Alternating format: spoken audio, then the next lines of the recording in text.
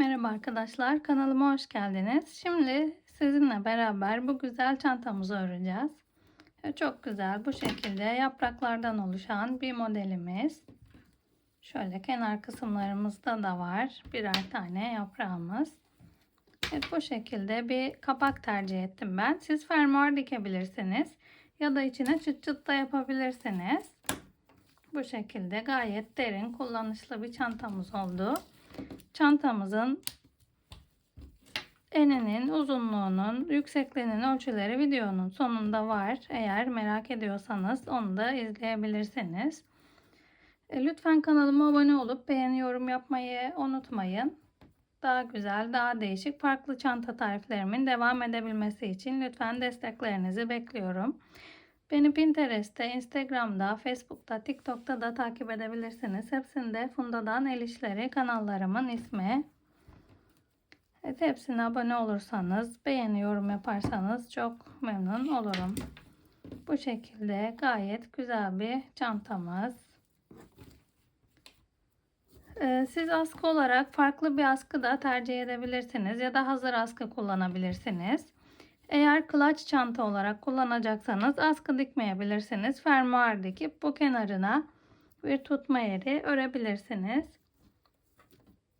Askı uzunluğunu da bu çantamız çapraz askı. Siz istediğiniz gibi uzatıp kısaltabilirsiniz. Çantanızın boyunun ne kadar olmasını istiyorsanız askınızın değiştirebilirsiniz. Daha uzun bir çanta isterseniz yaprak sayılarını daha fazla arttırarak devam edebilirsiniz. Ya da eninin daha geniş olmasını istiyorsanız yine aynı şekilde enine de daha geniş yapabilirsiniz. Yapraklarınızı arttırarak. Evet, çok güzel bir çantamız oldu. Hep beraber öreceğiz şimdi. 300 gram ip yeterli oldu çantamıza. Çantamızı örmeye başlayabiliriz. Evet, çantamızı örmeye başlayabiliriz. Çantamızı kağıt iple örüyorum. Ve 3,50 milim tığ kullandım. Siz de elinizin sıkılığına göre tığ numarasını değiştirebilirsiniz. Şu şekilde bir halka yapıyoruz ve tığımızı içinden geçirerek ilmeğimizi çıkarıp sabitliyoruz buraya ipimizi. Ve bu şekilde tığımıza dolayıp ilmeğin içinden çıkararak zincirler oluşturacağız. Bu şekilde buraya 47 tane zincir çekip geliyoruz. 47 tane zincir çekip gelelim. Evet, 47 tane zincirimizi çektik. Şimdi kaç santim ölçelim. Modeli uyguladıktan sonra bu zincirimizin santim olarak ölçüsü büyüyüp kısalabilir, genişleyip daralabilir yani modelden sonra. Şu an sadece ben 47 zincirin kaç santim olduğunu ölçeyim. 30 santim. 47 tane zincirimiz 30 santim uzunluğunda oldu. Şimdi 3 tane daha zincir çekiyoruz. 1, 2, 3 ve 1, 2, 3 dördüncü zincirden batarak bu şekilde tığımıza dolayıp tığımızdaki ilmeklerin ikisini ördük. Diğer ikisini ördük. Buraya zincirlerimizin sonuna kadar ikili trabzan yapacağız. Hepsine birer tane ikili trabzan yapıyoruz. Zincirlerimizin sonuna kadar ilk başta çekmiş olduğumuz zincirle beraber toplamda 48 tane trabzanımız olacak burada. Sadece trabzanları sayarsak 47 tane trabzanımız olacak. Zinciri de sayarsak 48 tane trabzanımız olacak. Evet, şu an trabzanlarımızı yapalım. Bütün zincirlerimizin üstüne gelelim. Zincirlerimizin sonuna kadar ikili trabzanlarımızı yaptık. Toplamda zincirle beraber 48 tane ikili trabzanımız oldu. Ve burada sonuncu zincirimizi yaptığımız, sonuncu trabzanımızı yaptığımız zincirin içine bir tane daha ikili trabzan yapalım. Ve bu şekilde zincirlerimizin diğer karşısını öreceğiz artık. Şu şekilde karşı tarafına aynı boşluğun içine yine bir ikili trabzan daha yaptık. Burada sonuncu zincirimize 1, 2, 3 tane ikili trabzan yaptık.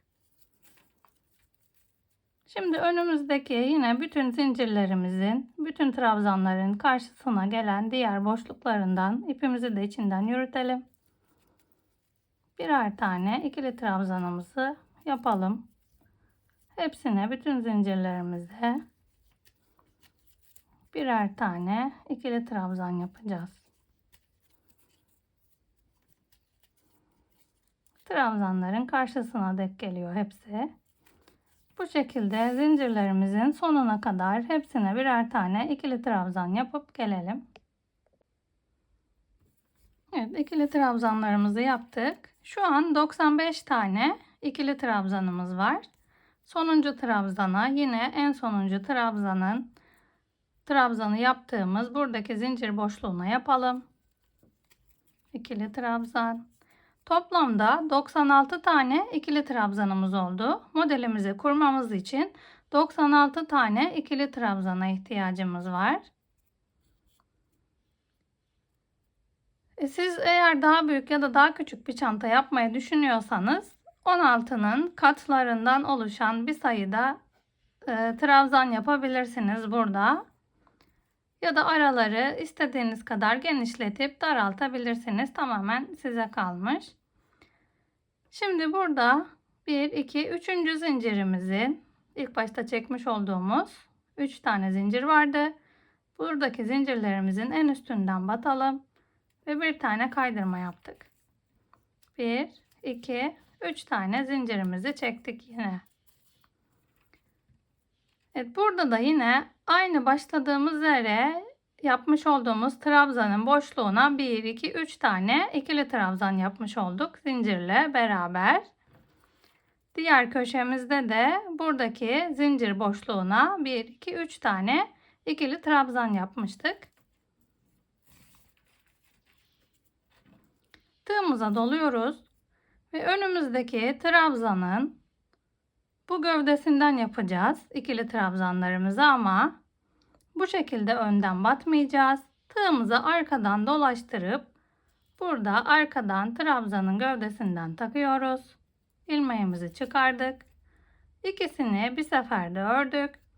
Diğer ikisini bir seferde ördük. İkili trabzan yapıyoruz buraya. Zincirle beraber 8 tane ikili trabzanımız olacak. 1, 2, tığımıza doladık. Yine burada ikili trabzanımızın gövdesinden tığımızı taktık. İkisini ördük, ikisini ördük. İkili trabzanlarımızı bu şekilde oluşturacağız.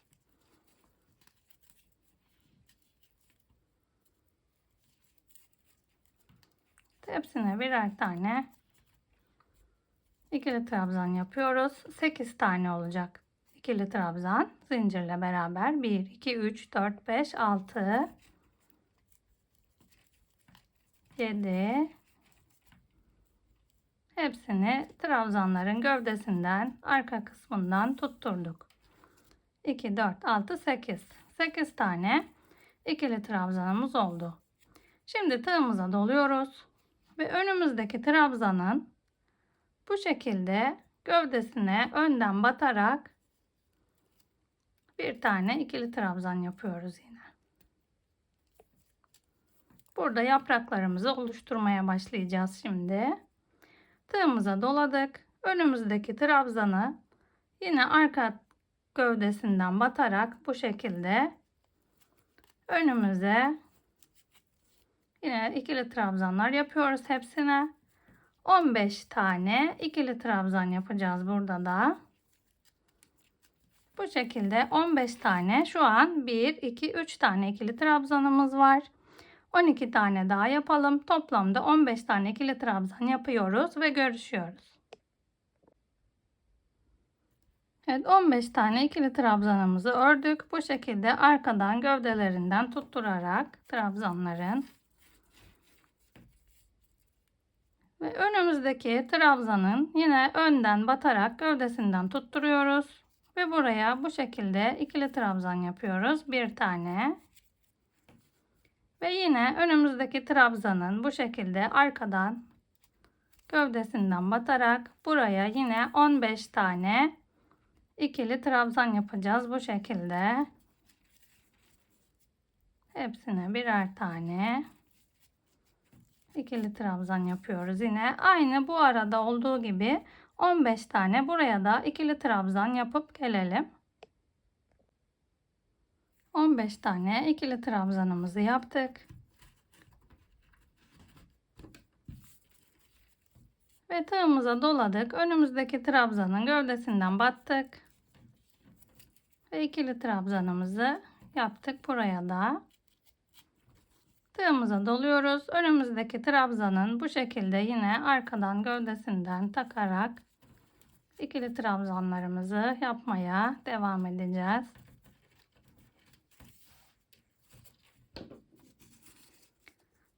Evet, modelimiz bu şekilde oluşmaya başladı. 1, 2, 3 tane yaprak oluşturacağız burada.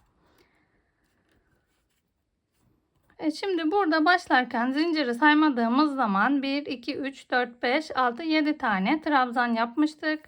Bu köşeye gelene kadar da yine şu an 1, 2 tanesini yaptık trabzanların. 1, 2, 3, 4, 5, 6, 7. Köşeye, tam köşedeki trabzanımız 8. 8, 9, 10, 11, 12, 13, 14, 15. Yine burada da 15 tane ikili trabzan yapıyoruz. Bu şekilde arkadan gövdelerinden batarak hepsine birer tane ikili trabzan yapalım. 15 tane ikili trabzan yapıyoruz. Buraya kadar örüp gelelim. Evet, 15 tane ikili trabzanımızı yaptık buraya da. Hepsini arka gövdelerinden tutturarak ve önümüzdeki trabzan biraz önce yaprağımızın en alttaki trabzanını oluştururken ön gövdesinden batmıştık. Bu ön gövdesinin aynı hizasına denk gelen ikili trabzanın olduğu yere kadar 15 tane ikili trabzan olması gerekiyor. Tığımızı doladık ve önümüzdeki trabzanın yine ön gövdesinden batarak buraya ikili trabzan yapıyoruz. Tığımıza doladık. Önümüzdeki trabzana yine arkadan örüyoruz ikili trabzanımızı. Yine 15 tane bu arada da ikili trabzan olacak. Evet, aynı diğer karşının hizasına hemen önüne denk gelen trabzanlarımıza bu yapraklarımızı oluşturacağız. Bu kenarda uyguladığımız aynı işlemi bu kenarda da uygulayıp geliyoruz. 15 tane ikili trabzan yapıyoruz. Daha sonra bu yaprağımızın kenarına denk geleni önden öreceğiz. Tekrar 15 tane ikili trabzan yapıyoruz ve buradaki yaprağımızın karşısına denk gelen trabzanın gövdesinden yine ikili trabzan yapacağız ve burada önümüze gelen 1, 2, 3, 4, 5, 6, 7 tane trabzanımızı arka kanadından, arka gövdesinden batarak öreceğiz. Bu karşıda olduğu gibi buraya kadar örüp geliyoruz. Buradaki aynı modeli burada uygulayıp geliyoruz. Evet, sıramızın sonuna kadar örüp geldik. Bu en sonda da 1, 2, 3, 4, 5, 6, 7 tane ikili trabzan yaptık. Yine trabzanlarımızın arka gövdesinden batarak. Şimdi burada yine birinci zincirimizin ilk başta yapmış olduğumuz 3 tane zincirimizin 1, 2, 3. kanadından batmayalım bu sefer. Bu şekilde içinden batıyoruz ve bir kaydırma yapıyoruz. 1, 2, 3 tane zincir çekelim burada. Ve bu zincirimizin burada alttaki kanadından tığımızı takalım önden. İlmeğimizi çıkardık ve buraya ikili trabzan yapalım. Diğer önümüze denk gelen ikili trabzanlarımızın yine bu şekilde arka gövdesinden takarak ikili trabzanlarımızı yapacağız. Hepsine birer tane arka gövdesinden takarak ikili trabzanlarımızı yapalım. 1, 2, 3,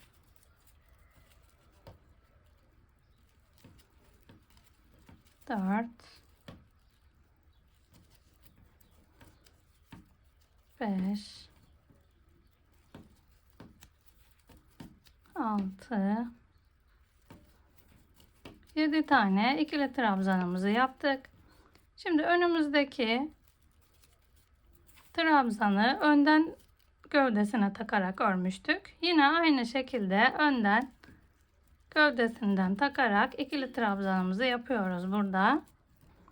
Ve diğerlerini bu şekilde arkasından batarak ikili trabzanlarımızı oluşturalım. Burada 7 tane ikili trabzan yapacağız şimdi. 1, 2, 3, 4, 5, 6,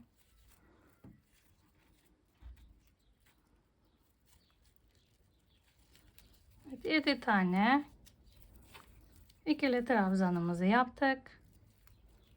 Tığımıza doluyoruz ve önümüzdeki trabzanı bu şekilde önden gövdesine batarak ikili trabzan yapıyoruz. Bu şekilde öreceğiz. Diğer trabzanımızı yine arkadan batarak 7 tane yine buraya ikili trabzanımızı yapalım.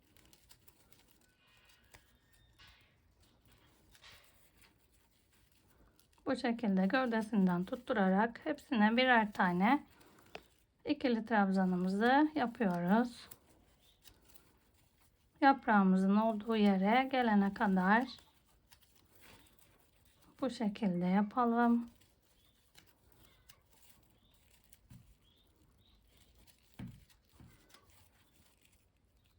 Evet, buradaki bunlara ben dal diyorum. Bunlara yaprak diyorum. Buralarda yaprak oluşturacağız. Bunlar dümdüz aynı bu şekilde ilerleyecek. Yaprak oluşturana kadar 1, 2, 3, 4, 5, 6, 7 tane yine ikili trabzanımızı yaptık. Şimdi bu önden battığımız trabzanımıza yine önden gövdesinden batarak ikili trabzanımızı yapalım. Ve diğerlerine yine arkadan gövdesinden tutturarak birer tane ikili trabzan yapıyoruz. Evet, modelimiz bu şekilde. Bu kenarlarda da dal oluşturacağım için burada da önden batarak başladım. 1, 2, 3, 4, 5, 6, 7 tane ikili trabzandan sonra bir yaprak için önden battım. 7 tane ikili trabzan, bir dal için önden battım. 7 tane ikili trabzan, bir yaprak için önden battım. Şimdi 7 tane trabzan yapıp yine buradaki gibi diğerini önden batacağız. 7 tane ikili trabzan yapıp gelelim. Evet, 7 tane ikili trabzan yaptım. Şimdi tığımıza doladık ve buradaki trabzanımızı önden batarak ördük. Ve şimdi tekrar arkadan batarak 7 tane ikili trabzan yapıyoruz. Evet, 7 tane ikili trabzan yapıp gelelim. Evet, 7 tane ikili trabzanımızı yaptım. Şimdi diğer trabzanımızı önden battığımız trabzanımızı bu şekilde önden ikili trabzan yaparak örüyoruz. Burada yine 7 tane ikili trabzan yapıp gelelim. Evet, 7 tane ikili trabzanımızı yine arkadan gövdelerinden tutturarak ördük. Ve burada köşe kısmına geldik. Tığımıza doladık. Ve önümüzdeki trabzana bu şekilde önünden tutturarak bir tane ikili trabzanla devam ediyoruz. Tığımıza doladık ve bu şekilde arka kanadından batarak 7 tane yine ikili trabzan yapalım diğer kenar için.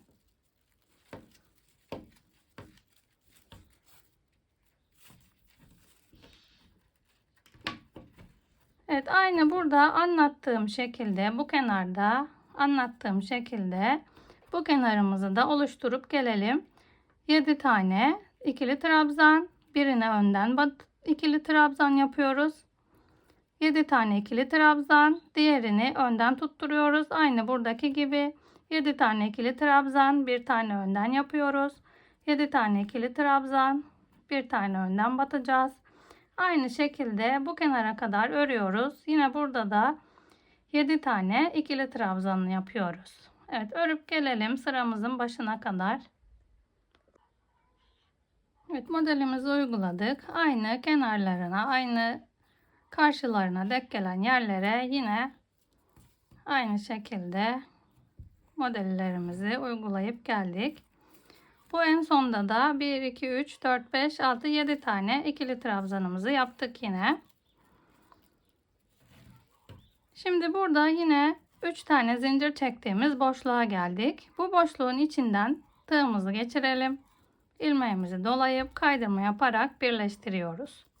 1, 2, 3 tane zincirimizi çektik. Tığımıza doladık.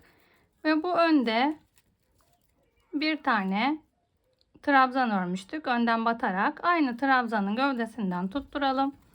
Yine ikili trabzanımızı yaparak başlıyoruz üst sıraya. Tığımıza doluyoruz. Ve yine bu şekilde arka kanatlarından batarak 7 tane ikili trabzan yapacağız bu arada. Evet, 7 tane ikili trabzan yapıp geliyoruz. Buraya kadar örüp geliyoruz. Evet, 7 tane ikili trabzanımızı yaptık. Şimdi burada önden ikili trabzan yaptığımız yere geldik. Yaprağımızı oluşturmaya başlıyoruz. Tığımıza doladık ve bu önden battığımız trabzanın yine gövdesinden tutalım. Bir ikili trabzan yapıyoruz. Bir tane zincir çekiyoruz. Tığımıza doladık ve yine aynı gövdeden tutturarak bir tane daha ikili trabzan yapıyoruz. Tığımıza doluyoruz ve yine önümüzdeki trabzanın arkadan gövdesine tutturuyoruz. Ve buraya ikili trabzan yapıyoruz. Yine bu araya 7 tane ikili trabzan yapalım. Dalımızın olduğu yere gelene kadar 7 tane ikili trabzan yapalım. Evet, 7 tane ikili trabzanımızı yaptık. Tığımıza doladık. Yine buraya dalımızı oluşturduğumuz yere geldik. Burada önden batıyoruz. Ve ikili trabzanımızı oluşturuyoruz. Yine diğerlerine 7 tane ikili trabzan yapıyoruz. Arkadan gövdelerinden tutturarak 7 tane ikili trabzan yapalım. Buraya kadar gelelim. 7 tane ikili trabzanımızı yaptık. Şimdi yine yaprağımızı oluşturacağımız yerdeyiz. Buradaki işlemin aynısını burada da yapacağız. Bir yaprak, bir dal, bir yaprak, bir dal olacak şekilde devam ediyor modelimiz. Tığımıza doluyoruz ve önümüzdeki trabzanın yine önden gövdesine batarak ikili trabzan yapıyoruz. Bir tane zincir çekiyoruz ve yine aynı önden battığımız trabzanın gövdesinden batarak bir tane daha ikili trabzan yapıyoruz. Yapraklarımızı bu şekilde arttırarak genişleteceğiz. Tığımıza doladık ve önümüzdeki trabzanın arkasından gövdesinden batarak yine aralarda 7 tane ikili trabzan yapıyoruz.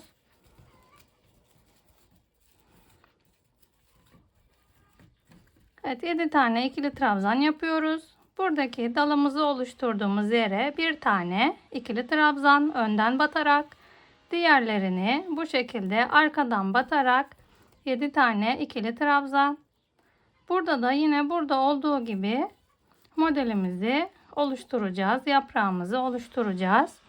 Buradan bir tane ikili trabzan yapıyoruz. Buradaki gibi bir tane zincir çekiyoruz arada ve tekrar aynı yere bir tane daha ikili trabzan yapıyoruz.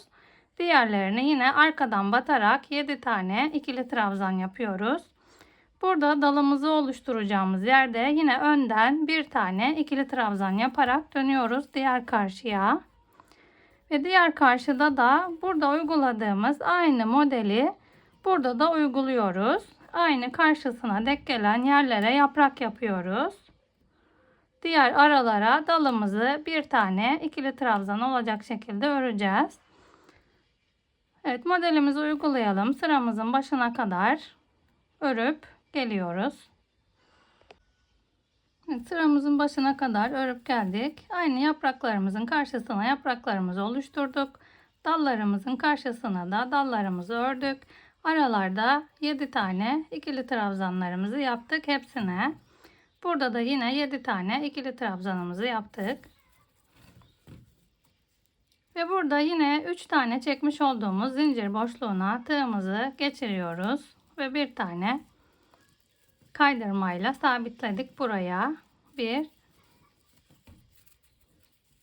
2, 3 tane zincirimizi çektik.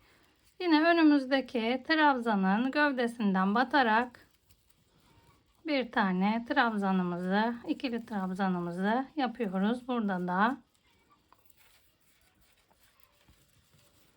tığımıza doladık. Önümüzdeki trabzanın arkasından yine gövdesinden 7 tane ikili trabzan yapacağız yine bu araya. 7 tane ikili trabzanımızı yapıp geliyoruz. Evet, 7 tane ikili trabzanımızı yaptık. Şimdi önümüzde 2 tane yapmış olduğumuz ikili trabzanımız var. Ve bu ikili trabzanların birincisine bu şekilde tığımızı geçirip ipimizi çıkarıyoruz ve ikili trabzan yapıyoruz buraya. Tığımıza doladık. Şimdi burada bir tane zincir çekmiştik. 2 tane trabzanın ortasına. Bu boşluğa batarak bir tane ikili trabzan yapıyoruz. Bir tane zincir çektik.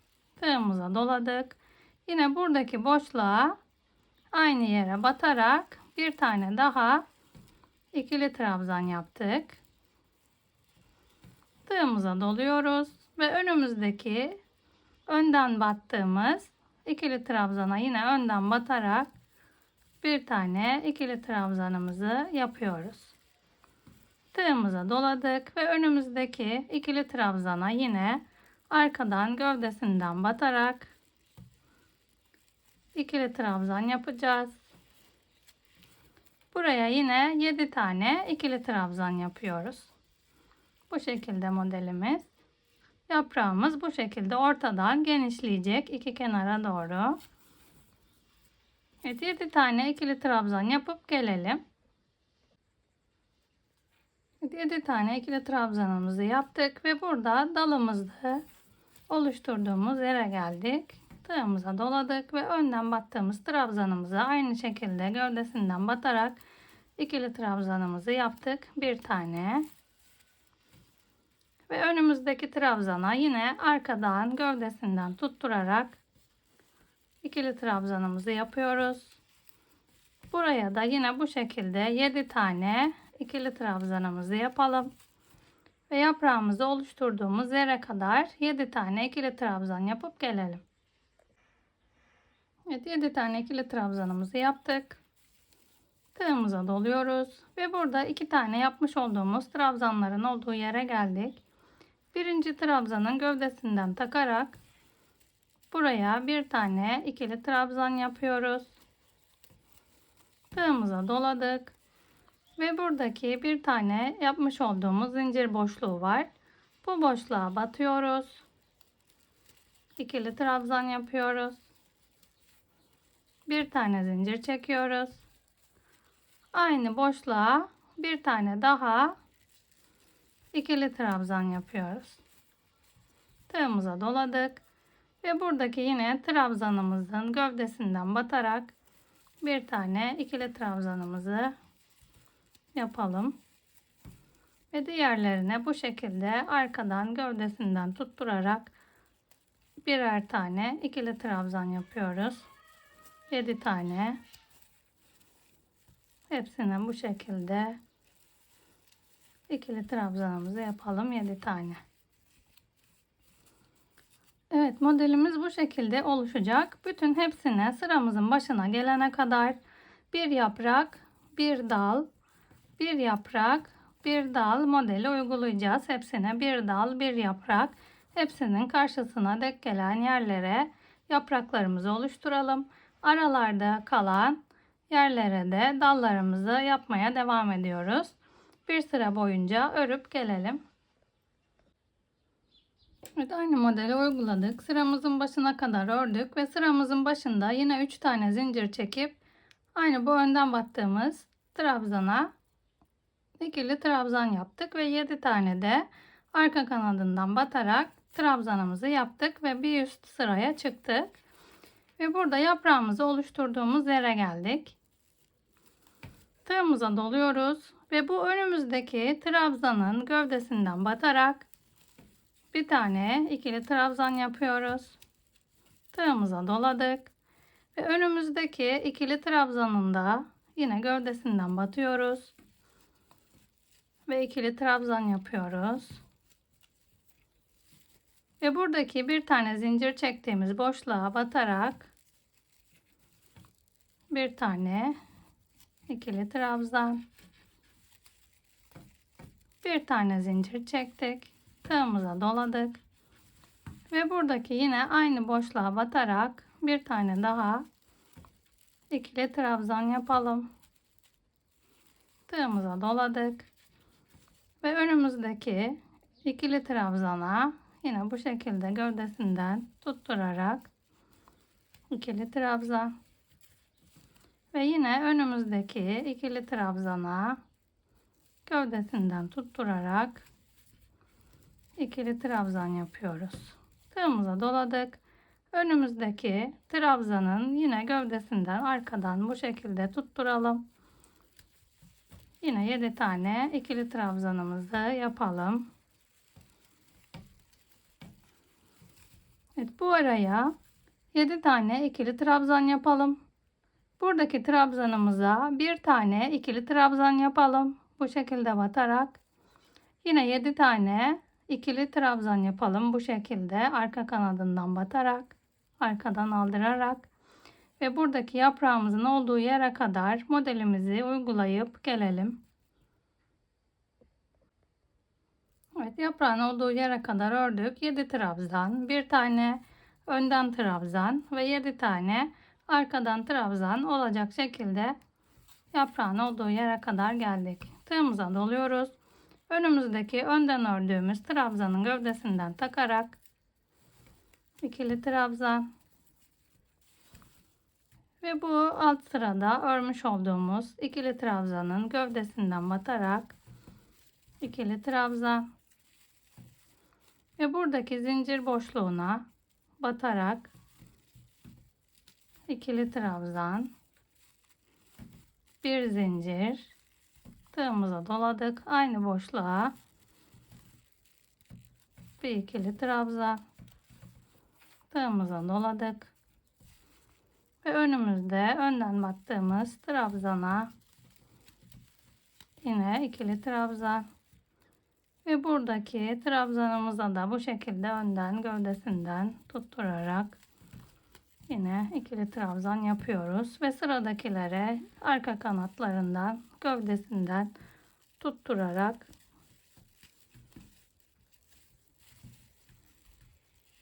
yine 7 tane ikili trabzan yapıyoruz modellerin arasında.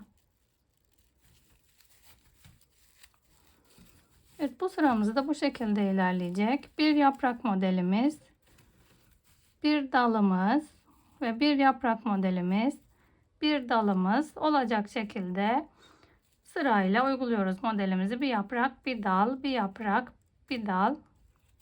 Burada da karşılıklı gelen kenarların hepsine modellerimizi uygulayıp sıramızın başına kadar örüp gelelim. Evet, bir sıra daha örüp geldim. Yine buradaki yaprak modelimize kadar ördük. Yapraklarımız iyice artık oluşmaya başladı. Burada göründüğü gibi. Diğer yüzde de diğer tarafta da aynı şekilde karşılıklı gelen yerlere modelimizi uyguladık. Yine burada da geçiş yerimiz bu şekilde. 3 tane zincir çekip buradakinin ön gövdesinden batarak trabzanımızı yaptık. Ve burada 1, 2, 3, 4, 5, 6, 7 tane trabzan örüyoruz. İkili trabzan her sırada olduğu gibi aynı şekilde oluyor her sıramız. Devam ediyoruz şimdi. Tığımıza doladık ipimizi ve önümüzdeki trabzanın yine ön gövdesinden ikili trabzan tığımıza doladık. Önümüzdeki trabzanın gövdesinden ikili trabzan, tığımıza doladık ve önümüzdeki trabzanın gövdesinden ikili trabzan, tığımıza doluyoruz ve buradaki zincir boşluğuna batarak bir tane ikili trabzan daha yaptık. Toplamda bu sıramızda 1 2 3 4 tane ikili trabzanımız oldu. 3 tanesini yine bu şekilde gövdesinden batarak ördük. Bir tanesini de buradaki zincir boşluğumuza ördük. Bir tane zincir çektik, yine tığımıza doladık ve aynı boşluğun içine bir tane ikili trabzan yapıyoruz. Ve önümüzdeki 3 tane olan ikili trabzanın üçüne de yine bu şekilde gövdesinden alarak birer tane ikili trabzanımızı yapıyoruz. Yaprak modelimizi oluşturmak için.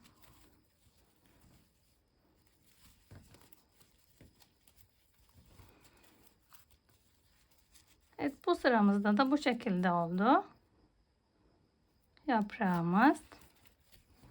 Tığımıza doladık ve önümüze gelen trabzanlara yine arkadan trabzanların gövdesinden taktığımız tığımızla ikili trabzanlarımızı yapıyoruz. Evet, devamı aynı şekilde ilerleyecek. Yapraklarımızı aynı burada ördüğümüz gibi hepsine birer tane yaprağımızı yapacağız yine. Ve bu aralarda dalımızı oluşturmaya devam ediyoruz. Buralarda hiçbir değişiklik yok. Aynı şekilde örüyoruz. Bu kenarımızda da yine dalımızı oluşturmaya devam ediyoruz. Aynı şekilde. Bu kenarımız bu şekilde göründü. Başlangıç yerimizde bu şekilde görünüyor. İki kenarında yaprak, ortada dalımızı çıkarmaya devam ediyoruz.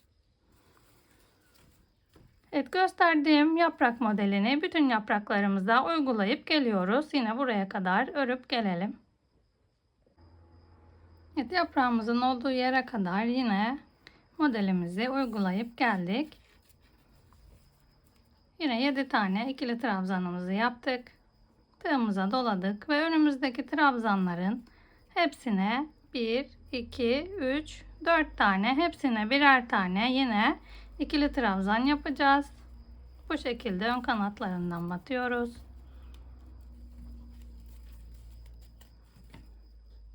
Diğer trabzandan bir ikili trabzan, diğer trabzandan bir ikili trabzan.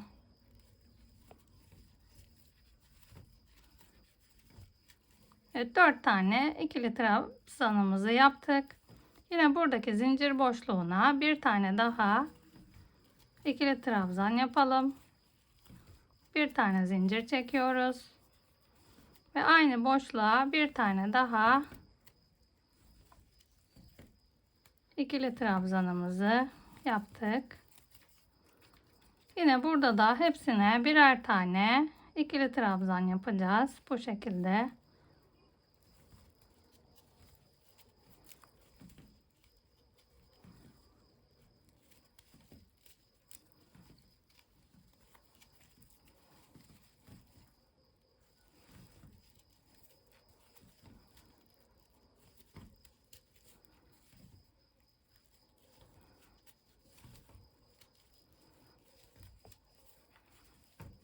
Şimdi yine önümüzdeki trabzanlara arkadan batarak birer tane ikili trabzanımızı yapıp aynı modelimizi uygulayacağız.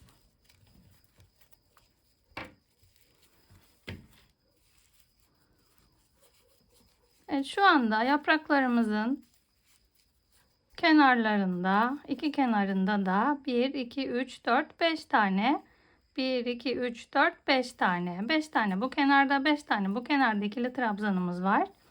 Benim için bu kadar genişliği yeterli yaprağımızın. Ama siz daha geniş olsun istiyorsanız 1-2 sırada arttırma işlemine devam edebilirsiniz. Ama ben şu anda arttırma yapmayacağım. Artık kesme işlemine geçeceğim. Yaprağımızın üst kısmını oluşturmak için. Bu araları aynı şekilde öreceğiz yine. Buralarda aynı arttırma işlemine devam edeceğiz. Buradaki modeli aynı şekilde uygulayacağız bütün yapraklarımıza. Ve yine buraya kadar örüp geliyoruz. Aynı modeli örüp gelelim. Tekrar bir sıra aynı modeli uygulayıp geldik. Yine burada 7 tane ikili trabzanımızı yaptık. Aynı şekilde alttakiler gibi. Şimdi tığımıza doluyoruz ve önümüzde 1, 2, 3, 4, 5 tane ikili trabzan var. Bu ikili trabzanların hepsine önünden tutturarak normal bu şekilde yine ikili trabzanlarımızı yapalım. Burada hepsine ikili trabzan yapacağız. Buradaki boşluğa batmayacağız. Hepsine birer tane ikili trabzan yapacağız. Bu şekilde alttaki trabzanların gövdesinden tutturarak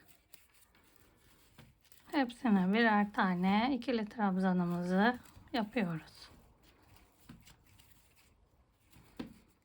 Bu ortadakine de yine bu şekilde ikili trabzan yapıyoruz.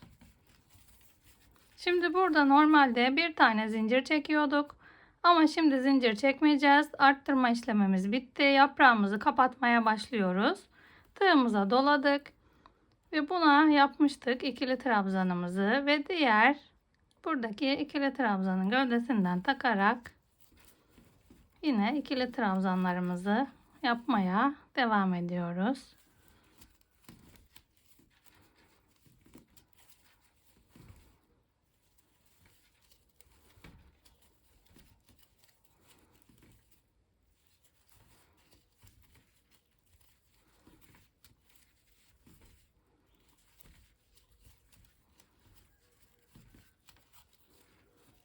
Hepsine birer tane ikili trabzanımızı yaptık. 1, 2, 3, 4, 5, 6, 7, 8, 9, 10. 10 tane ikili trabzanımız oldu. Şimdi burada devam ediyoruz. Yine aynı şekilde sıramızı dönüp geleceğiz. Yaprağımızın olduğu yere kadar bu şekilde arkadan örelim trabzanlarımızı. Yine burada da 10 tane ikili trabzan yapıyoruz bütün yapraklarımıza. Burada gösterdiğim gibi 10 tane ikili trabzanımızı hepsine uygulayalım yapraklarımıza. Bu dallarımız aynı şekilde devam edecek. Yine buradan batarak öreceğiz. Bir sıra boyunca örüp yine buraya kadar gelelim. Burada görüşelim. Evet, bir sıra boyunca yine aynı modelimizi uygulayıp geldik. 10'ar tane ikili trabzan yaptık. Buralara bu aralar aynı şekilde devam etti. Şimdi yaprağımızı artık yavaş yavaş kapatma işlemine geçeceğiz. Burayı böyle kapatma işlemine geçeceğiz. İki yanlarda eksiltme işlemi uygulayacağız. Tığımıza doluyoruz yine ipimizi. Önümüzdeki trabzanın bu şekilde yine arka gövdesinden batıyoruz. Ve bir ilmek çıkarıyoruz. Tığımızda 3 tane ilmeğimiz var. 3 ilmeğimizin bu 2 tanesini örüyoruz. Diğer ikisini tığımızda bekletiyoruz. Yine ipimize doluyoruz ve önümüzdeki trabzanın yine bu şekilde gövdesinden takalım. İpimizi dolayalım. Tığımızda 4 tane ilmeğimiz var. 2 tanesini örüyoruz. Tığımızda 3 tane ilmeğimiz kaldı. Bu 3 tane ilmeğin hepsini bir seferde örüyoruz. Ve buradaki 2 tane trabzanımızı bir tane trabzana eksiltmiş olduk yani. Ve önümüzdeki trabzanların yine gövdesinden birer tane ikili trabzanımızı yapalım. Kenarda 2 tane kalana kadar hepsine ikili trabzan yapacağız aradakilerin.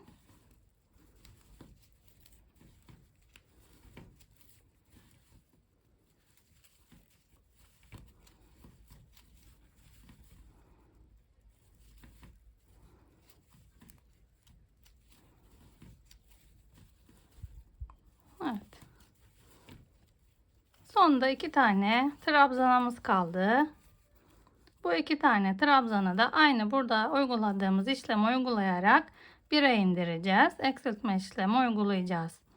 Burada bir tane eksiltme yaptıktan sonra 1, 2, 3, 4, 5, 6 tane ikili trabzan ördük. Şimdi tığımıza doluyoruz ve önümüzdeki trabzanın yine gövdesinden batalım. İlmeğimizi çıkardık. 2 tanesini ördük. 2 tanesi tığımızda bekliyor. Tekrar doladık ve önümüzdeki sonuncu trabzanımıza da battık. Ve 2 tanesini örüyoruz. Tığımızda 3 tane ilmeğimiz var. Hepsini bir seferde ördük. Ve burada da 2 tane olan trabzanımızı bir taneye eksiltmiş olduk. Yani toplamda bunu bir trabzan olarak sayacağız artık. 1, 2, 3, 4, 5, 6, 7. Bununla beraber 8 tane trabzanımız olmuş oldu eksiltmeden sonra. Hem bu başta hem bu başta birer tane eksilttik. 10 tane olan ikili trabzanımız bu sırada 8'e düşmüş oldu. Ve yine aynı modelimizi örmeye devam edelim. Bu şekilde ilmeklerimizi arkadan örüyorduk. Normal modelimizi örerek devam ediyoruz. Yine yaprağımızın olduğu yere gelene kadar örelim. Burada yine aynı şekilde eksiltmemizi yapacağız. Hepsinde aynı eksiltme işlemimizi bu kenarda ve bu kenarda uyguluyoruz. Bütün yapraklarımızı da eksiltmemizi yapalım. Hepsinde bu şekilde toplanacak yapraklarımız bu yönünde de aynı şekilde.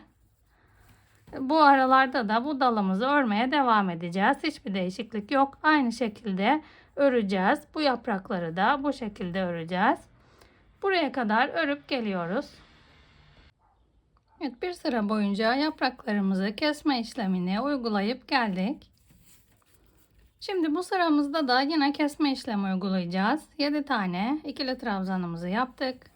Tığımıza doluyoruz. Şimdi bu altta 2 tane olan trabzanı 1'e düşürmüştük. Önümüzde bir ilmek var. Onun için bu iki trabzanı bir ilmek diye, bir trabzan diye sayacağız.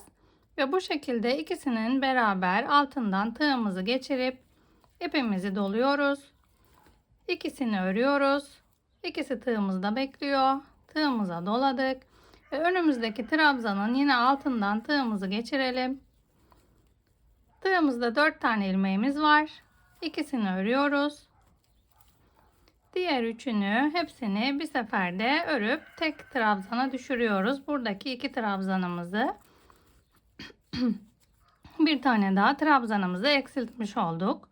Tığımıza doladık ve önümüzdeki trabzanın gövdesinden batıyoruz. İkili trabzan yapıyoruz. Bu eksiltmemizle beraber buradaki eksiltmemizi bir trabzan diye sayıyoruz. 1, 2,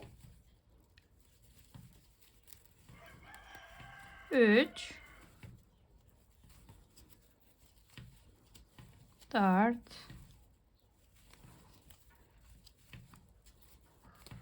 5.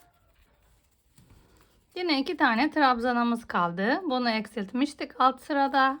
Şöyle gösterince 1, 2 tane görünüyor bu trabzanımız. Bir trabzan görünüyor.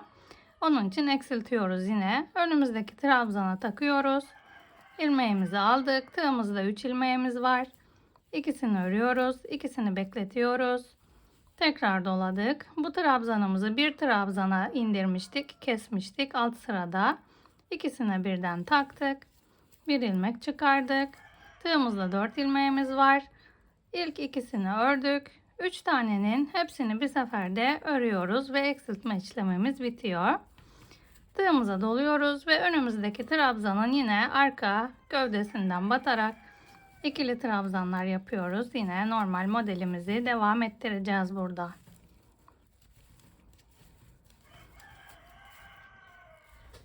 Evet, yaprağımızı kesme işlemimiz bu şekilde devam edecek. Şöyle sayıyoruz. Bir tane bunu, bir tane bunu sayacağız. 1, 2, 3, 4, 5, 6. 6 tane trabzanımız kaldı. Her sırada başta ve sonda birer tane eksilmiş oluyor. Bu trabzanımıza bu şekilde batacağız bir üst sırada. 2 trabzanımızı 1'e eksiltmiş oluyoruz yani kesme işlemi yaptığımız zaman. Evet, eksiltme işlemlerini, kesme işlemlerimizi bütün yapraklarımıza uygulayıp yine sıranın başına kadar geliyoruz. Bu arada şunu da anlatayım. Şu şekilde geniş bir görünüm olduğu zaman yanlış yapmışsınız gibi düşünmeyin. Sürekli arttırdığımız için burası bol gibi duruyor. Ama modelimiz bittiği zaman burası üstteki yaprağımızı da ördüğümüz zaman toparlayacak. Ağız kısmını da ördüğümüz zaman. Böyle siz yanlış bir şey yaptığınızı düşünmeyin. Arttığı için böyle genişleyecek. Normal bir şey bu. Evet, örelim, yaprağımızı eksiltmeye devam ediyoruz. Evet, bir sıra boyunca daha modelimizi uyguladık ve kesme işlemine devam ediyoruz şimdi. Yine burada 7 tane ikili trabzan yaptık. Her sırada olduğu gibi. Tığımıza doluyoruz. Ve burada kesme işlemi uygulamıştık. Bu iki trabzanda. Bunların ikisine beraber yine batalım. İkisini örüyoruz. İkisi tığımızda kalıyor. Tığımıza doladık. Önümüzdeki trabzandan da bir ilmek aldık. Tığımızdaki 4 tane ilmeğin ikisini ördük. Ve diğer üçünü hepsini bir seferde örerek 2 tane olan trabzanımızı bir taneye indirdik. Burada da kesme işlemi uyguladık. Tığımıza doluyoruz. Önümüzdeki trabzana yine ikili trabzan yapıyoruz. Tığımıza doladık. Önümüzdeki trabzana da bir tane ikili trabzan. Tığımıza doluyoruz. Önümüzdeki trabzandan yine bir tane ilmek alıyoruz, çıkarıyoruz. 3 tane tığımızda ilmeğimiz var. İkisini ördük. İkisini bekletiyoruz. Tığımıza doladık. Burada 2 tane görünen trabzanımızı bir taneye indirmiştik. Kesme işlemi uygulamıştık burada. Onun için bu şekilde yine ikisine birden tığımızı geçiriyoruz. Ve ilmeğimizi çıkardık. 4 tane ilmeğimiz var. İkisini ördük. Diğer üçünü hepsini bir seferde örerek eksiltme işlemimizi yaptık. Burada da tığımıza doladık ve önümüzdeki trabzanları arkadan bu şekilde yine aynı şekilde trabzanlarımızı yapacağız. İkili trabzanlarımızı. Evet, bu sıramız da bu şekilde ilerleyecek. Bu 2 tane trabzanı kestiğimiz zaman burada bir tane trabzan oluştu. Burada da bir tane trabzan oluştu. 1, 2, 3, 4 tane trabzanımız kalmış oldu burada kesme işleminden sonra. Evet, bütün yapraklarımızın üst kısımlarını aynı burada gösterdiğim gibi keserek devam ediyoruz. Bu sırayı da buraya kadar örüp geliyoruz. Evet, sıramızı bitirip geldik. Artık yaprağımızı bitirmek üzereyiz. 2 sıra sonra bitmiş olacak. Şimdi yine 7 tane ikili trabzanımızı yaptık. Tığımıza doladık ve önümüzdeki 2 tane trabzanı eksilterek 1'e düşürmüştük. Yine bunların ikisini tığımıza takalım. İkisini ördük. İkisi tığımızda kaldı. Ve önümüzdeki bir tane bu ikili trabzanı bu şekilde yine tığımıza alıyoruz. İkisini örüyoruz. Tığımızdaki 3 tane ilmeğin hepsini bir seferde örüyoruz. Tığımıza doladık. Önümüzdeki ikili trabzanın yine gövdesinden takalım. İkisini ördük. İkisi tığımızda kaldı. Tığımıza doladık ve buradaki eksiltmiş olduğumuz trabzana da bu şekilde tığımızı takıyoruz. İkisini örüyoruz. Üçünü hepsini bir seferde örüyoruz. Ve önümüzdeki trabzana yine arkadan aynı modelimizi uygulamaya devam edeceğiz. İkili trabzan yapıyoruz.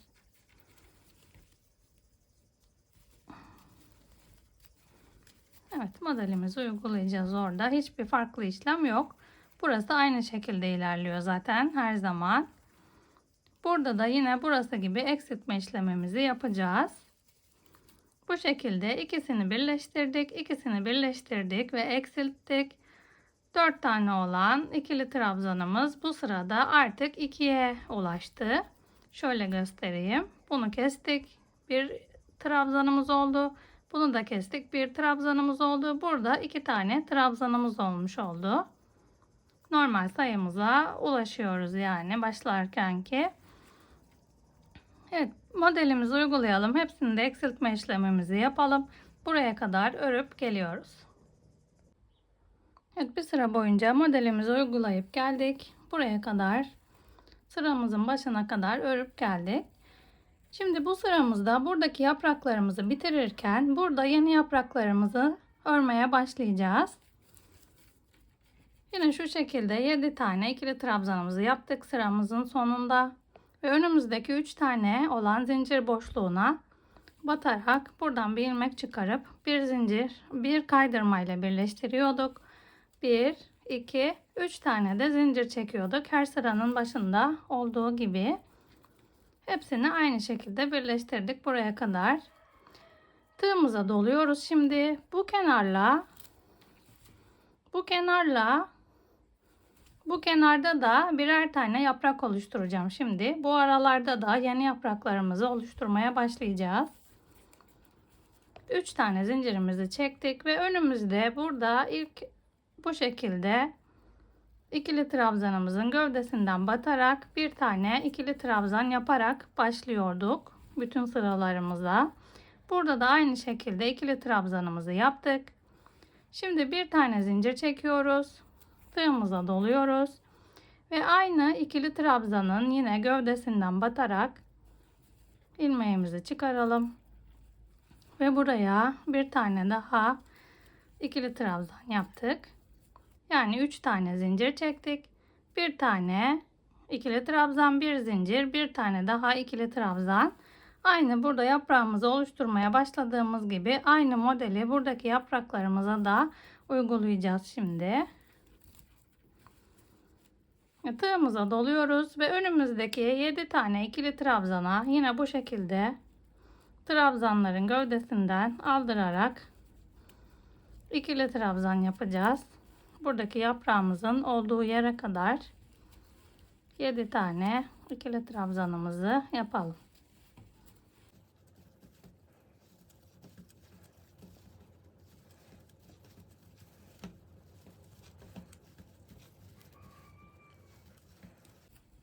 Evet, 7 tane ikili trabzanımızı ördük. Şimdi burada yaprağımızı eksilttiğimiz yere geldik. Burada sonuncu eksiltmemizi yapacağız. Tığımıza doladık. Ve buradaki 2 tane olan trabzanımızı bir taneye indirmiştik. 1-2 tane trabzanımız olmuştu.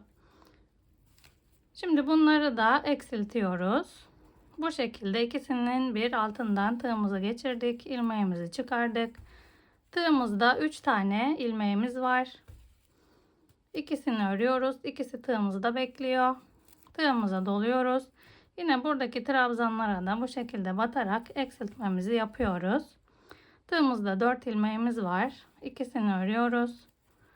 Ve 3 tane ilmeğimizin hepsini bir seferde örerek buradaki 2 tane olan trabzanımızı bu sıramızda bir taneye düşürdük.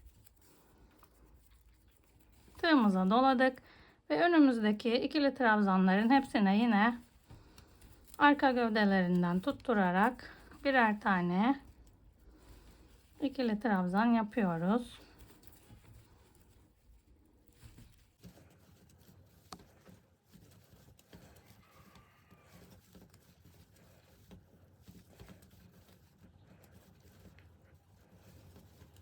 Evet, 7 tane ikili trabzanımızı yaptık.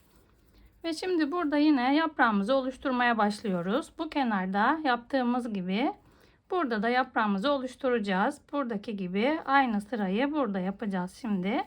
Tığımıza doladık. Ve ikili trabzanımızın gövdesinden yine tığımızı takıyoruz. Bir ikili trabzan yaptık. Bir tane zincir çektik. Tığımıza doladık.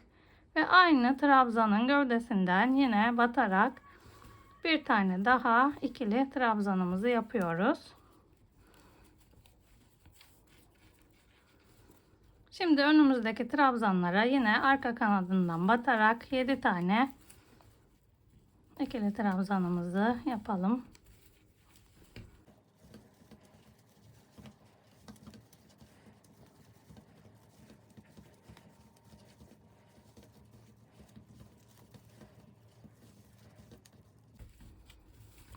Yedi tane ikili trabzanımızı yaptık. Tığımıza doluyoruz. Ve yine burada yaprağımızı eksilteceğiz. Bu şekilde tığımıza doladık. İkisini birden taktık. İlmeğimizi çıkardık. Tığımızdaki 3 tane ilmeğin 2 tanesini ördük. 2 tanesi tığımızda kaldı. Tığımıza doladık. Yine buradaki trabzanımızın altından bu şekilde tığımızı takıyoruz. İlmek çıkarıyoruz. Tığımızdaki 4 tane ilmeğin ikisini ördük. Ve diğer üçünü hepsini bir seferde örerek bir tane trabzana eksiltmiş olduk. Burayı da tığımızı dolayıp devam edeceğiz şimdi. Evet, bu sıramız bu şekilde ilerleyecek. Yine arkadan gövdelerinden batarak ikili trabzanlarımızı yapıyoruz bu aralarda. Bu şekilde bu yaprağımızı kapattık ve bu yaprağımızın oluşumu bitmiş oldu bu sıramızda. Burada da yaprağımızın başlangıcını yapıyoruz. Bu kenarımızda gösterdiğim gibi burada da aynı şekilde yaprağımıza başlıyoruz. Bu kenarda da yine aynı şekilde yaprağımıza başlayacağız. Buradaki gibi aynı işlemi bu kenarımızda da yapacağız. Bir tane ikili trabzan, bir zincir, bir ikili trabzan olarak burada da bir yaprak oluşturacağız. Yine bu yapraklarımızı kapatıyoruz. Buralarda yeni yapraklarımızı oluşturuyoruz. Bu sıramız bu şekilde ilerleyecek. Sıra başına kadar aynı şekilde örüp geliyoruz. Sıramızın başına kadar örüp geldik. Burada yapraklarımızı kapattık. Burada tekrar yapraklarımıza başladık. Ve yine birleştirme yerine kadar geldik. Burada da yaprağımıza başlamıştık. Burada hemen yaprak örerek başlayacağız yeni sıramıza. Yine 7 tane ikili trabzanımızı ördük ve buradaki zincir boşluğuna batarak kaydırmamızı yaptık. 1, 2, 3 tane zincirimizi çektik. Tığımıza doladık. Ve bu önümüzdeki trabzanın gövdesinden yine bir ilmek çıkarıyoruz. Ve ikili trabzan yapıyoruz. Ve buradaki bir tane zincir boşluğu, zincir yapmıştık. Bu boşluğumuzda 2 tane trabzanımızın ortasına, boşluğumuza yine bir tane ikili trabzan, bir zincir, tığımıza doluyoruz ve aynı boşluğa bir tane daha ikili trabzan yapıyoruz. Tığımıza doladık ve burada önümüzdeki trabzanın gövdesinden önden takarak bir tane ikili trabzan. Evet, yaprağımız bu şekilde oluşuyordu. Bu sıramızda da aynı şekilde yaprakla başlıyoruz üst sıramıza. Tığımıza doluyoruz ve önümüzdeki 7 tane ikili trabzana yine bu şekilde arkadan batarak hepsine birer tane ikili trabzan yapacağız. Şöyle gövdesinden batıp bir ilmek çıkarıyoruz. İkili trabzan yapıyoruz buraya 7 tane.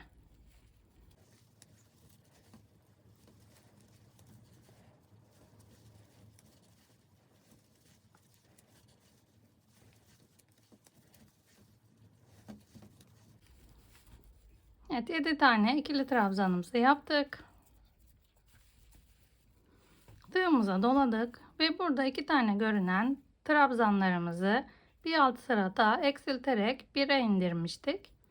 Onun için bu şekilde ikisinden bir tutturup bir tane ikili trabzan yapıyoruz buraya. Tığımıza doluyoruz ve önümüzdeki 7 tane ikili trabzana yine bu şekilde arkadan gövdesinden aldırarak ikili trabzan yapacağız.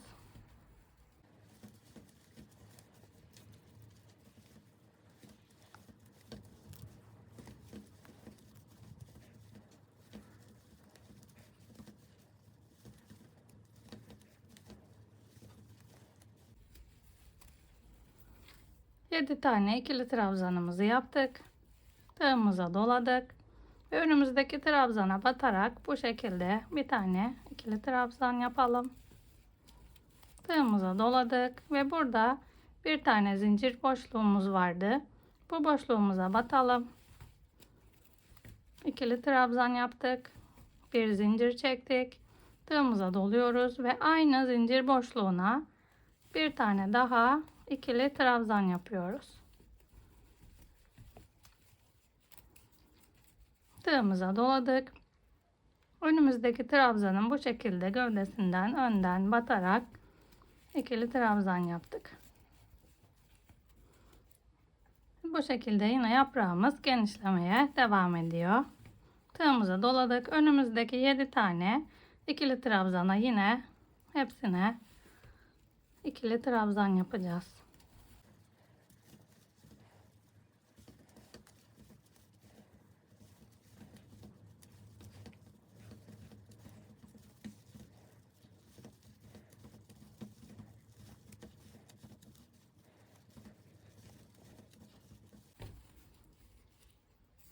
Yedi tane ikili trabzanımızı yaptık. Yine yaprağımızın bu sonuncu ilmeğine geldik. Burada bu şekilde batarak bir tane ikili trabzan yaparak yaprağımızı bitiriyoruz ve önümüzdeki trabzanlara yine bu şekilde gövdesinden batarak bu aramızda 7 tane ikili trabzan yapacağız yaprak olan yere kadar. Evet, bu şekilde yapraklarımızı oluşturuyoruz. Bu sırada da yine 1 2 3 4 5 6 tane yaprağımız olacak. Alt sırada da 6 tane yaprağımız vardı. Bu sırada bu aralara 1 2 tane ve bu yanlara birer tane olacak şekilde 6 tane yaprağımızı uygulayacağız. Bu sıramızı da anlattığım şekilde örüp geliyoruz. Sıramızın başına kadar örüp geldik. Yine yaprağımızı oluşturmaya devam ediyoruz. Sıranın sonunda yine buradaki zincir boşluğuna batarak bir kaydırma yapıyoruz. 1 2 3 tane zincir çekiyoruz. Ve burada önümüzdeki trabzanın gövdesinden batalım. İkili trabzan yapıyoruz. Önümüzdeki trabzanın da yine bu şekilde gövdesinden batalım. Yine ikili trabzan yaptık. Ve buradaki zincir boşluğuna batarak bir ikili trabzan daha yapıyoruz. Bir tane zincir çektik. Ve yine aynı boşluğun içine bir tane daha ikili trabzan yaptık. Önümüzdeki trabzanın gövdesinden tutturup ikili trabzan, diğer trabzanın da gövdesinden tutturduk. Yine ikili trabzanımızı yaptık. Tığımıza doluyoruz ve önümüzdeki trabzanın bu şekilde arkadan gövdesinden batarak yine ikili trabzanlarımızı yapmaya devam ediyoruz. Bu şekilde görünüyor yaprağımızın oluşumu. Burada hepsine birer tane ikili trabzan yapıyoruz yine. Yaprağımızın olduğu yere kadar 7 tane ikili trabzanımızı yapıp gelelim.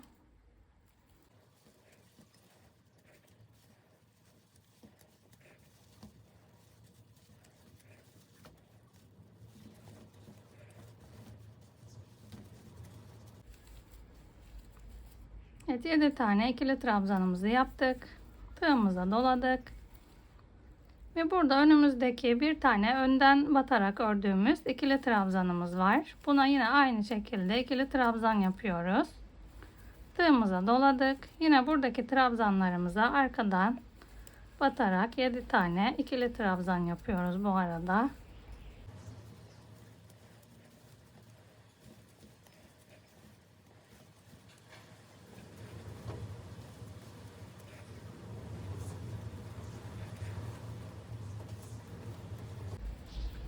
Evet, 7 tane ikili trabzanımızı yaptık.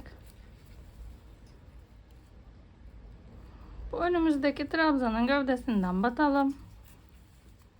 İkili trabzan. Diğerinden de batıyoruz. İkili trabzan. Tığımıza doladık ve buradaki boşluğumuza batarak ikili trabzan, bir zincir. Yine aynı boşluğa ikili trabzan. Önümüzdeki trabzana ikili trabzan. Diğer önden battığımız ikili trabzana da yine ikili trabzan yaparak yaprağımızı oluşturuyoruz. Yine buradaki trabzanlarımıza aynı arkadan batarak birer tane ikili trabzan yapıyoruz. 7 tane bu arada. Evet, modelimizin örülüşü bu şekilde ilerleyecek. Çantanızın uzunluğunun ne kadar olmasını istiyorsanız o boya ulaşana kadar yaprakları oluşturmaya devam edebilirsiniz. Şimdi buradaki yaprağımızı aynı yaptığımız gibi arttırmalara burada ortada devam edeceğiz. Burada aynı arttırdığımız kadar arttıracağız ve daha sonra kesme işlemi uygulayarak yaprağımızı kapatacağız. Buradaki yaprağımızın ucuna da aynı buradaki dalımızdan sadece bir tane ikili trabzan örüyoruz. Önden tutturarak bu şekilde bu dal gibi buraya da dallar çıkacağız. Bu yaprakların ucuna dümdüz dallar çıkıyoruz. Bu aralara yaprağımızı aynı şekilde örüyoruz. Burada anlattığım şekilde buraya da öreceğiz. Aralarda 7 tane ikili trabzan yapıyoruz hepsinde. Evet, bu başlangıç yerinde de bir tane yaprağımız olacak. Burada dalımız vardı. Burada yaprağımız olacak.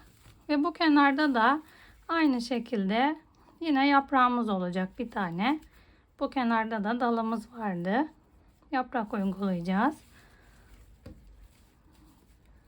Evet, bu kadar çantamızın, modelimizin anlatılışı. Çantamızı istediğimiz uzunluğa gelene kadar örüyoruz. Şu an kaçmış eni onu da ölçelim. Şöyle ölçtüğümüz zaman şu anda çantamızın eni 30 santim. İstediğimiz uzunluğa gelene kadar uzatabiliriz. Ya da daha enli istiyorsanız arttırabilirsiniz yaprak sayılarını. Ya da bu araları daha kısa yapabilirsiniz. Evet, şimdi çantamızın uzunluğuna ulaşana kadar örüp gelelim. Evet, bu yaprağımızı da bitirip geldik. Bu yaprağımızdan sonra bu sıramızda da 6 tane yaprağımız oldu. 1 yaprak, 2, 3, 4, 5, 6 tane yaprağımız oldu. Alt sıramızda da 3 tane önde, 3 tane arkada 6 tane yaprağımız vardı. Bu aralarımızda da dallarımızı ördük. Burada yaprağımızı kapattık. Burada direkt ikili trabzan yaptık. Birer tane bu aralarda. Burada yaprağımızı kapatıyoruz. Eğer çantanızın boyunun daha uzun olmasını istiyorsanız bir tane daha yaprak koymak isterseniz ya da yarım yaprak koymak isterseniz bu sıramızda, bu kapatma sıramızda burada öbür yaprağımızı oluşturmaya başlayacağız. Eğer devam etmeye düşünenler varsa burada tekrar yaprak yapmak için 2 tane ikili trabzan yapacak. Ama ben bu şekilde bitireceğim çantamızın boyunu. Şöyle sıramızın sonuna kadar ördük. En son sırada yapraklarımızı bitirdik. Buradaki zincirimizin 1, 2, 3.'süne en üstündekine tığımızı batıyoruz. Bir kaydırma yapıyoruz. Burası son sıramız olduğu için normalde zincir boşluğunun içine yapıyorduk kaydırmamızı. Şimdi 3 tane zincirimizin en üstündekine kaydırmamızı yaptık. Ve önümüzdeki trabzanın tepesine batarak bir tane sık iğne yapalım. Hepsine, bütün trabzanlarımıza bu şekilde normal sık iğneler yapacağız bir sıra boyunca.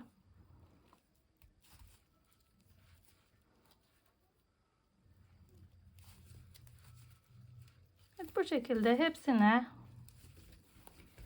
sık iğne yapalım.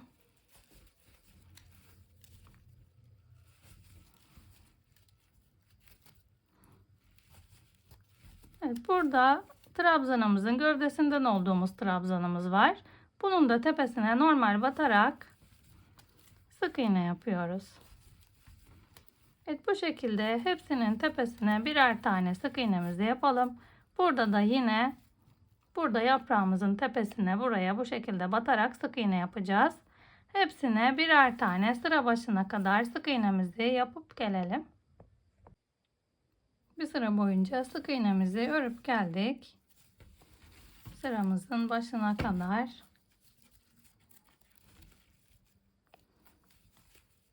Şimdi bu sıramızda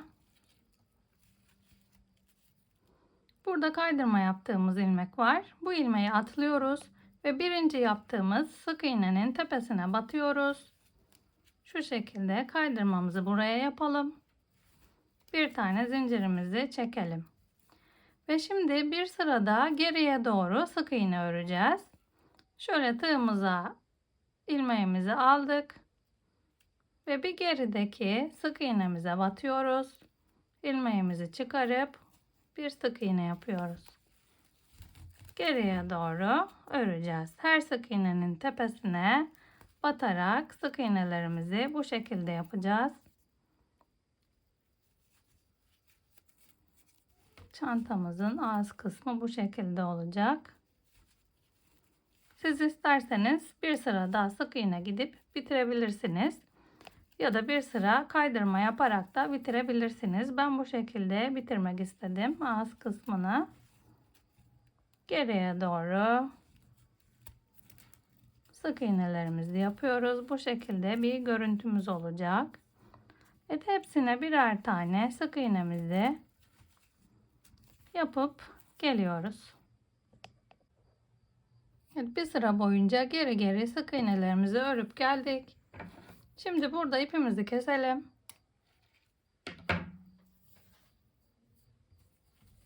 Ve ucumuzu buradan çıkarıyoruz.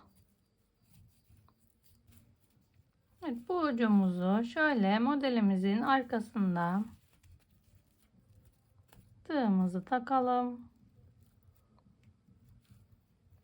Ve buradan geriye doğru çekiyoruz. Şöyle birleşmiş olsun ikisi birbiriyle. Burada şimdi ipimizi arkadaki ilmeğin içinden geçirerek düğümleyelim burada.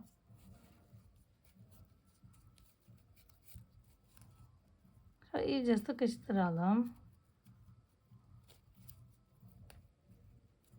Ve bu ucumuzu içinden yürüterek burada ilmeklerimizin altından yürüterek kaybedeceğiz. Bu şekilde birleştirmiş olduk sıramızı. Şimdi ağız kısmına ben bir kapak düşündüm. Bu kapağımızı dikeceğim buraya bu şekilde. Ama siz düğme de dikebilirsiniz ya da içine çıt çıt da dikebilirsiniz sadece. Ya da ağzına fermuarda dikebilirsiniz. Ağız kısmını nasıl isterseniz öyle ayarlayabilirsiniz. Ben bu kapağı dikeceğim buraya. Şu şekilde arkadan dikeceğim. Ve buraya da çıt çıtını dikeceğim bu şekilde. Siz istediğiniz gibi ağız kısmını ayarlayabilirsiniz. Ve bu yan kısımları için hazır askı kullanabilirsiniz siz. Ben kendim öreceğim şimdi askısını. Çantamızın örülüşü bu kadardı. Şimdi askısının örülüşünü anlatayım ben. Şöyle bir kilitimiz var. Askımızı örmeye başlayabiliriz. Şöyle bir halka oluşturuyoruz. Bu arada tığ numaram 5 milim. Askımızı 5 milim tığla örüyorum. Şöyle ilmeğimizi sabitliyoruz. Ve burada kilitimizi alıyoruz. Askımızın ucunu. Tığımızı buradan geçirdik. Şöyle. Buraya bir zincirle sabitledik. Ucumuzu da içinden yürütelim. Şöyle kilitimizden takıp bir sık iğne yaptık. Şu bir sık iğne daha yapalım. Şöyle modelimizi çeviriyoruz ve birinci sık iğneden tığımızı geçirelim.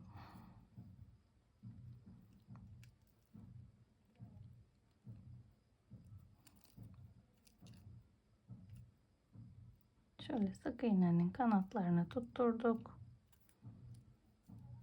Bir tane sık iğnemizi yapıyoruz. Şimdi modelimizi çeviriyoruz. Ve önümüzdeki bir tane ilmeği tığımıza taktık. Bir sık iğne yaptık. Modelimizi çevirdik. Şimdi artık hep aynı şeyi tekrarlayacağız askımızı örerken. Önümüzdeki iki tane ilmeğe bu şekilde tığımızı takıyoruz. ilmeğimizi, ipimizi doladık ve bir sık iğne yaptık. Tekrar çevirdik. Önümüzde 2 tane ilmek var. Bu 2 tane ilmeği tığımıza taktık. İpimizi doladık. Sık iğne yaptık. Çevirdik. Yine 2 tane önümüzdeki ilmeği tığımızı taktık. Sık iğne çevirdik. Bu şekilde askımızın uzunluğunun ne kadar olmasını istiyorsak o uzunluğa ulaşana kadar hep bu işlemi tekrarlıyoruz. Bir sık iğne yapıp çeviriyoruz. Bu ilmeklerden bir sık iğne yapıyoruz, çeviriyoruz. Bu şekilde ilerleyecek askımız.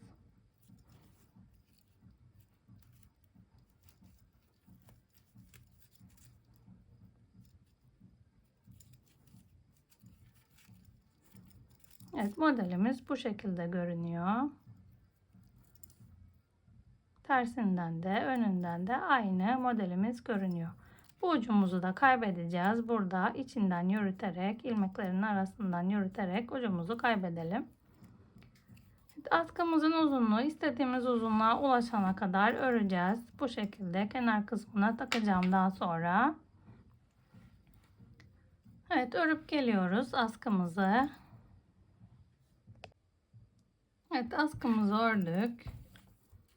Askımızın uzunluğu 105 santim olana kadar ördük. Şu anda 105 santim askımızın uzunluğu. Şöyle şimdi bir zincir çekip çevirelim askımızı.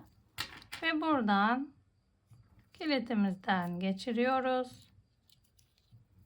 Bir tane zincirle sabitledik buraya. Bir tane sık iğne yapalım.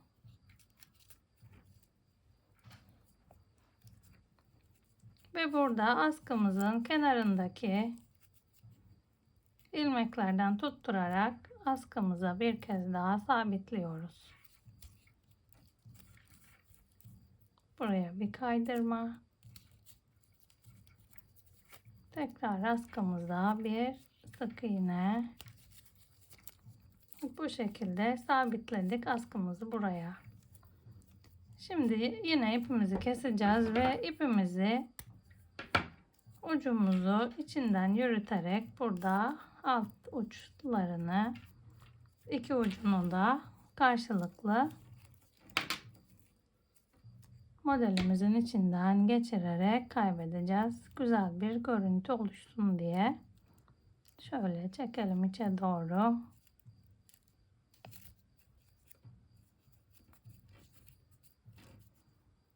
Ve burada altından geçirerek ilmeklerin ucumuz görünmeyene kadar, bitene kadar ilerletelim. Ucumuzu burada gizleyeceğiz.